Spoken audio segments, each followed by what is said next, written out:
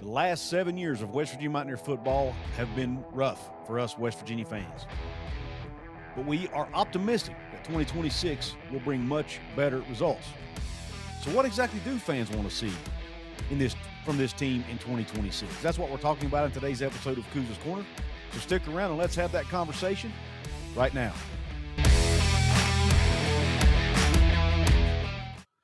What is up, and welcome into this episode of Couz Corner, your home for top shelf sports talk surrounding the West Virginia Mountaineers and sometimes a little bit around the Big 12. What do West Virginia fans want to see in 2026? And I know there's the obvious, right? We want to see them win a lot of games. That's the obvious. But there's more to it than that. There are a lot of things us fans want to see, some on the field as far as direct positions or performances, and some just the team results oriented, right? Or team results based. And that's what we're talking about today. I'm going to give you my top 7 things that I think West Virginia fans want to see from the team in 2026. Number 1 thing on the list,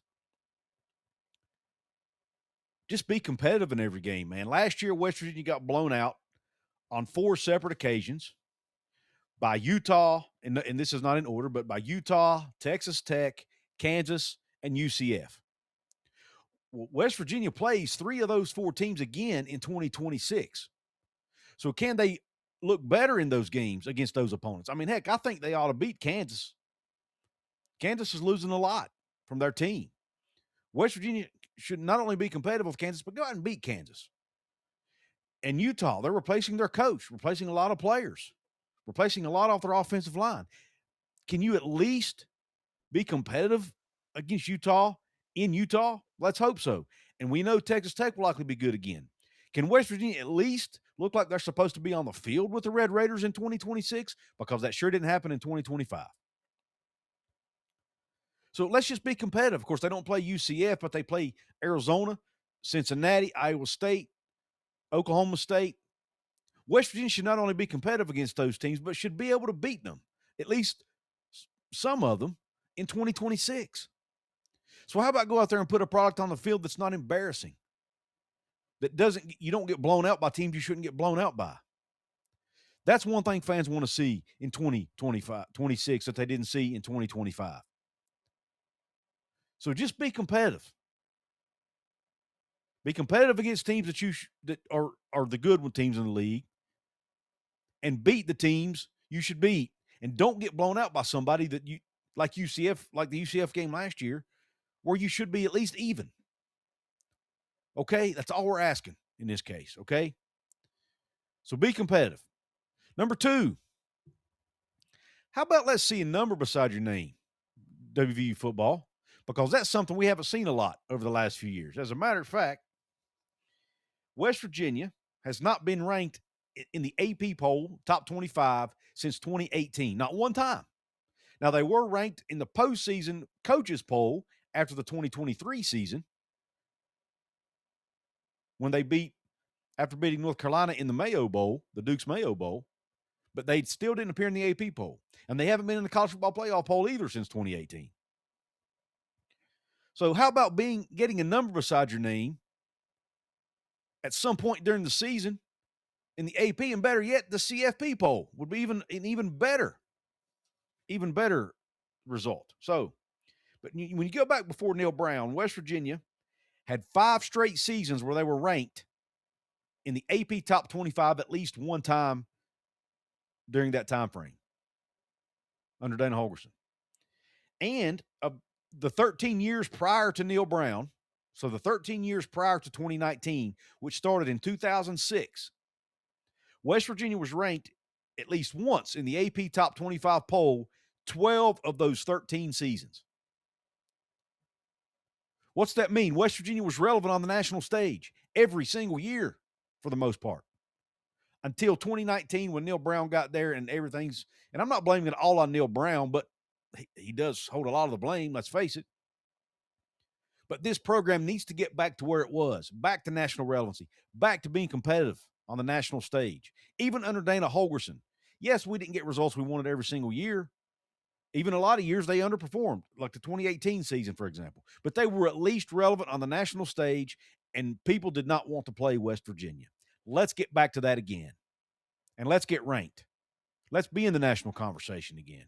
And by the way, of those 13 seasons, or the 12 seasons rather, that West Virginia was ranked, of those 13, they were ranked in the postseason AP Top 25 poll 7 of those 12 years. So not only were they ranked in it at some point during the season, they were there at the end of the season, which means they had a pretty darn good record at the end of the year. Probably a 7, 8, 9 win year. So let's get back to being a consistent winning program. That all starts right here in 2026. The third thing we want to see as West Virginia fans, good, consistent QB play. Now, I feel like we saw that a little bit from Garrett Green in 2023, but I felt like Garrett regressed a little bit in 2024. Some of that might have been due to things happening around him. Some of it may have been due to some rumored preseason injuries. A lot of different things it could have been because of. Some of it just could have been opponent related.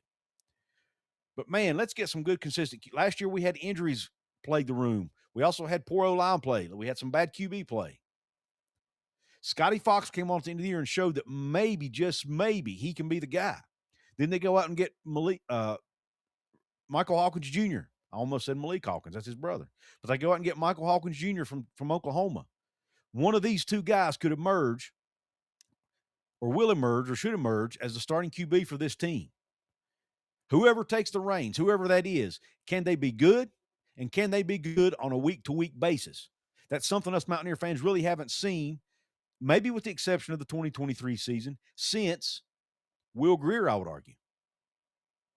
And he even had games where he didn't. Now, look, every quarterback's going to have games where they don't play well, but Will Grier didn't have a ton of those games. He played well most of the time. Most games he played well enough to win. That's what we need again in Morgantown. We didn't get it much from 2019 through 2022. We got it in spots. You know, Jarrett Doege had his moments. He wasn't a terrible quarterback all the time. He had his moments. There were games he was terrible. There were games he was really good. Then there was a lot of in between. Garrett, I felt, was good in 23, regressed in 24 last year. Pretty much very little, other than a few games Scotty played well. But even he had his moments where he didn't play well, but we chalked that up to him being a true freshman. Well, he's no longer a true freshman. So can we get good and consistent QB play from whoever the QB is for the Mountaineers? That's what we need to see. And let's face it, you need that to win games in the Big 12. The fourth thing we want to see as WVU fans in 2026 from this football team, how about let's be able to stop the pass for once, okay? You look back at last year, this team rated 104th in total defense, 104th out of 136 FBS teams they ranked in total defense. Why were they ranked so low? Well, that's because their total defense was bad, because their passing defense was even worse, 127th out of 136 teams. How big play after big play after big play. Enough of that. And we saw it for the majority of the Neil Brown era too, with the exception of, again, 2023, when we saw Beanie Bishop, which I'll mention his name again and further down the list here. But let's stop the pass for once. Some of that is the secondary has struggled. Some of that has been because they've missed on some transfers. Some of that has been because of the players they have developed to be good have left the program. And some of it has also been because the pass rush just hasn't been as strong as it should be. When's the last time they had a great pass rusher to help the pass defense? Again, every player's had their moments. But when's the last time West Virginia had a really good, legit, feared pass rusher? We thought last year that Jamoy Robinson was going to be that guy. Did not pan out that way.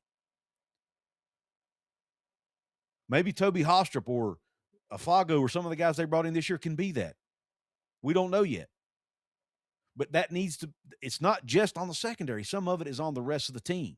Let's get to the quarterback. Let's pressure the quarterback. Create chaos. Cause them to have to get rid of the ball too early. Take some of the pressure off that secondary. And in secondary, we need better performances. So maybe we can actually get a good pass defense for once in Morgantown for 2026. The fifth thing West Virginia fans want to see this coming football season, exciting offensive football. When's the last time we saw exciting offensive football? When Rich Rodriguez was hired, that's the first thing most fans probably remembered. How exciting this team was to watch. Not only did it help them win games, but man, they were fun to watch. It helps put butts in seats. It helps put eyes on the TV screen. And it goes back to what I said earlier, national relevance.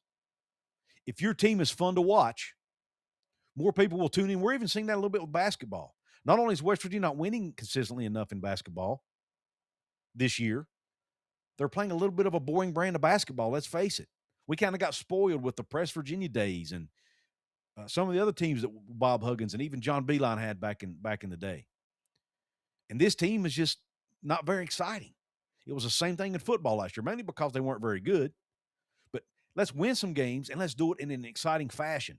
And if Rich Rod's offense is clicking on all cylinders like we think it can, it will be an exciting brand of football again, at least on the offensive side. With Michael Hawkins or Scotty Fox, whoever runs quarterback. With Cam Cook, if he can live up to his expectations. With hopefully better offensive line play. Better blocking on the perimeter. One or two receivers that can make big plays for you. If we can get back to that, West Virginia is once again going to be fun to watch, and hopefully their TV viewership will stop going into the toilet because that's where it's going right. That's where it was last year, in the toilet.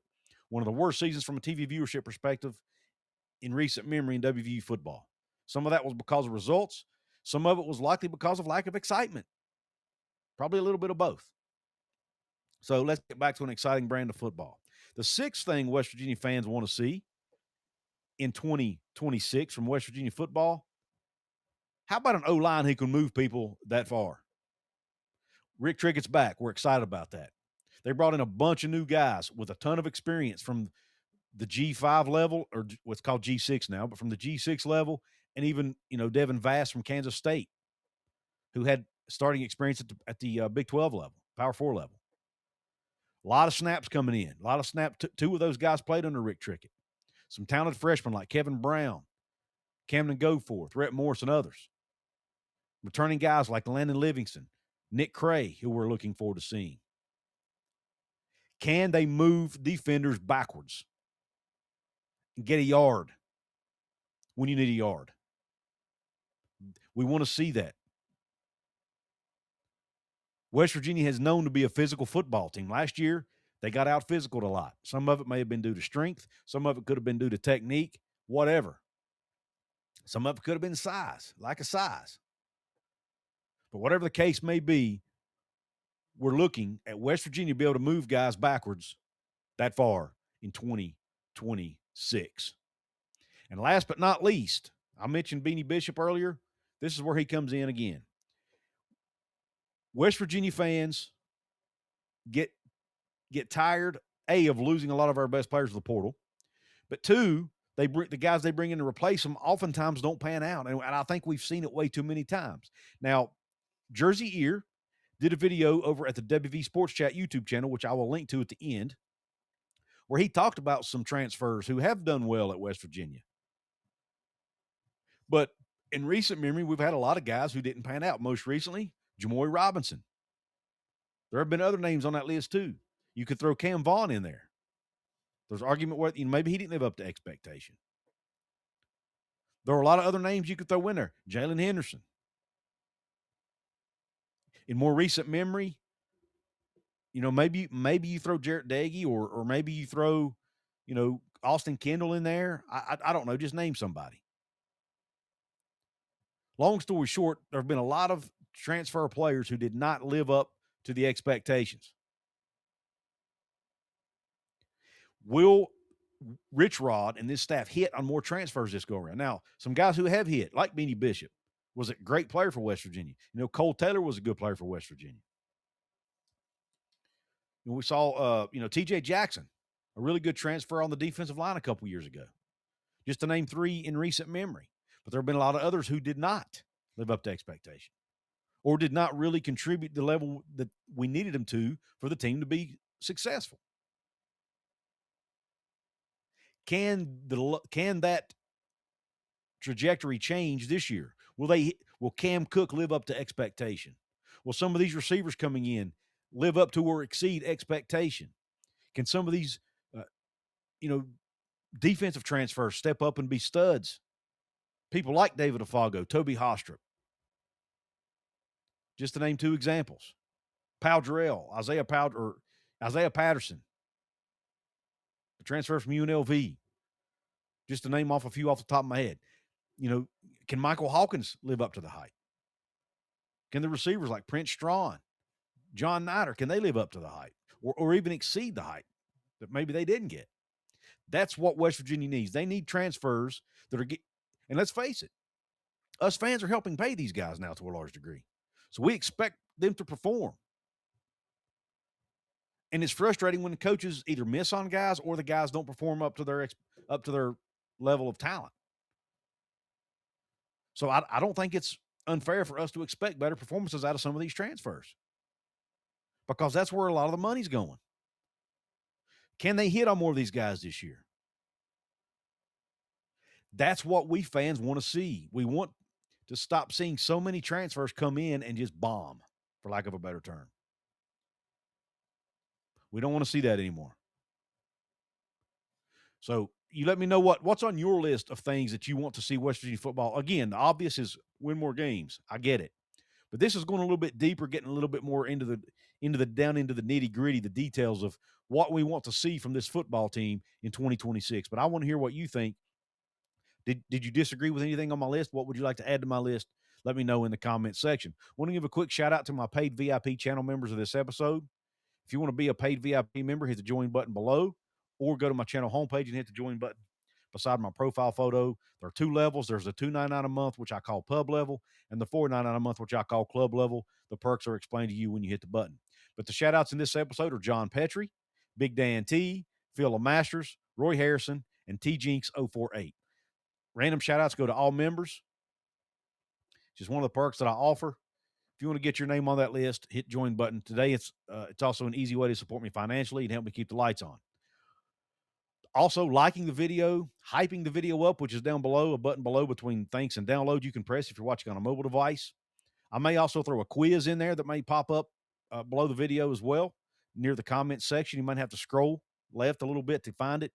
But I'd like to throw some quizzes in there, test your knowledge of what you heard in the video, and also maybe your knowledge of WVU sports. May throw some of those in. Please participate in those as well. That also helps the YouTube algorithm. And, of course, likes, comments, sharing, and, of course, subscribing to the channel. And make sure you turn on that notification bell to be notified of future videos and future live streams I may do down the road. I really appreciate you tuning into this episode. Don't forget our WV Sports Chat channel, including the video I mentioned earlier, which is right here in the corner of your screen, that touches on some of the past transfers that have succeeded at West Virginia. God bless you. Have a top shelf day and Q Country Roads.